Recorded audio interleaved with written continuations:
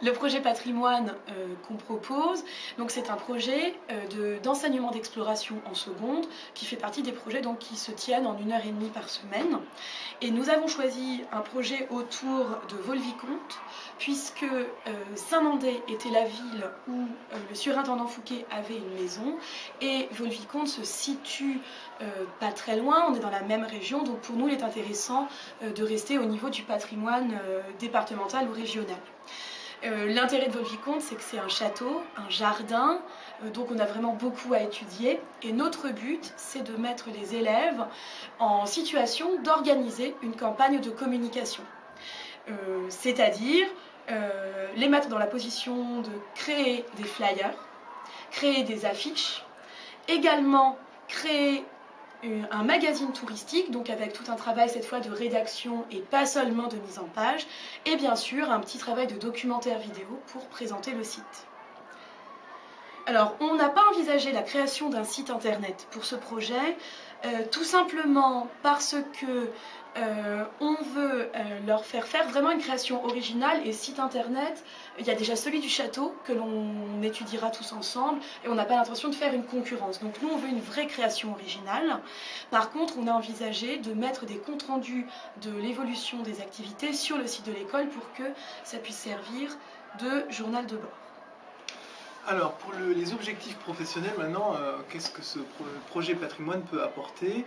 Eh bien, une découverte finalement de métiers et de formations assez diverses qui touchent à la fois le patrimoine scientifique, le patrimoine artistique, bien sûr, le patrimoine culturel, voire tous les métiers qui touchent aussi à la gestion de ces patrimoines, aux institutions politiques éventuellement qui sont associées. Hein. Donc, c'est aussi l'objectif de ce travail, de ce projet patrimoine.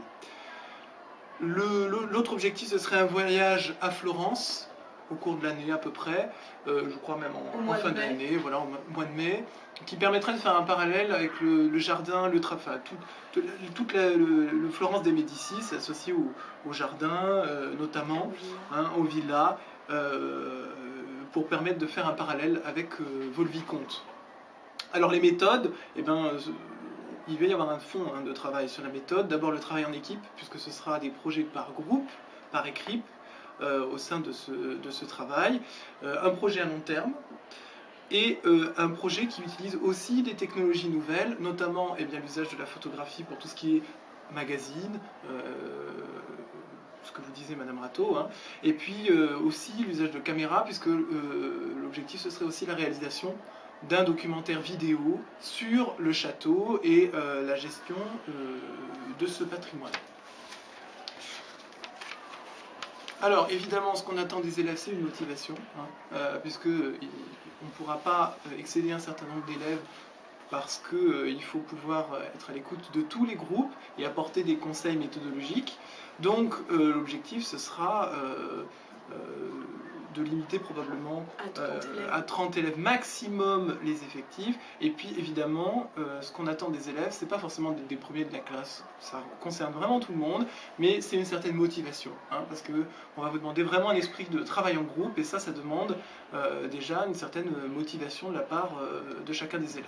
Moi je dirais même que finalement, avoir un éventail d'élèves assez large, certains qui aiment écrire, d'autres qui se sentent très à l'aise avec tout ce qui est travail d'image, travail sur ordinateur, pour nous ce sera extraordinaire de pouvoir mettre tout le monde à travailler ensemble. Et finalement on verra, ceux qui se sentent à l'aise pour écrire pourront se proposer pour faire soit des recherches, soit des petites fiches de synthèse ou préparer les articles. Ceux qui sont plus à l'aise avec les technologies numériques, eh bien, se mettront au travail d'image, au travail de mise en page éventuellement, ou du montage vidéo. Donc finalement on a besoin de compétences très larges, mais ce dont on a besoin surtout, c'est d'élèves qui sont capables de travailler en équipe. En tout cas, nous, on sera là pour les guider dans un travail en équipe. Tout à fait. Voilà.